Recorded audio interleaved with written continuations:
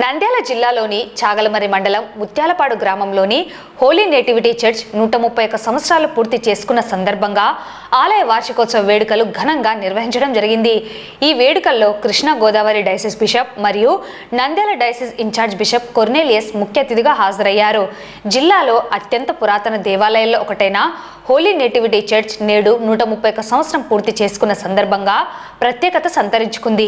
1884లో church పునాది వేయబడి 1894లో church నిర్మాణం పూర్తయి నేటికి 131 సంవత్సరాలు పూర్తి చేసుకున్న సందర్భంగా అంగరంగ వైభవంగా వార్షికోత్సవ వేడుకలను భక్తి శ్రద్ధలతో నిర్వహించారు.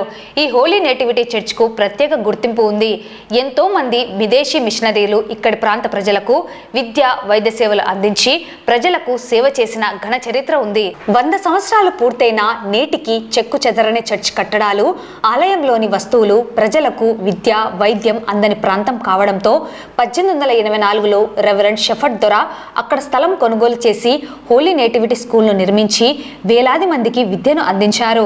ఈ ఆలయానికి అనుబంధంగా ఉన్నత పాఠశాల, బోర్డింగ్ హోమ్ అనేక సంస్థలను నిర్వహిస్తూ పేద ప్రజలకు, విద్యార్థులకు నాణ్యమైన సేవలను అందించారు. ఈ ఆలయంలో చైర్మన్గా రెవరెండ్ సంజీవరావు ప్రార్థనలను నిర్వహిస్తున్నారు.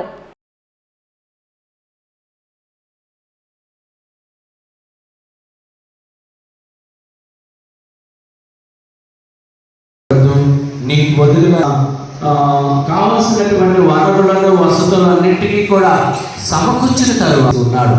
నా గుడారము చిరిగిపోయినది, నా తెగిపోయినవి, మరి దావీదు నా కొరకొక నివాసాన్ని నీవు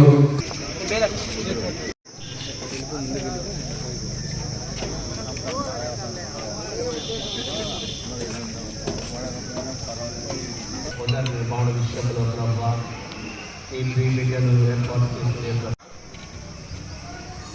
తండ్రి, కుమార, పరిశుద్ధాత్మ త్రియేక నామము పేరిట rededication of the holy nativity church Muthyalapadu ఈడలి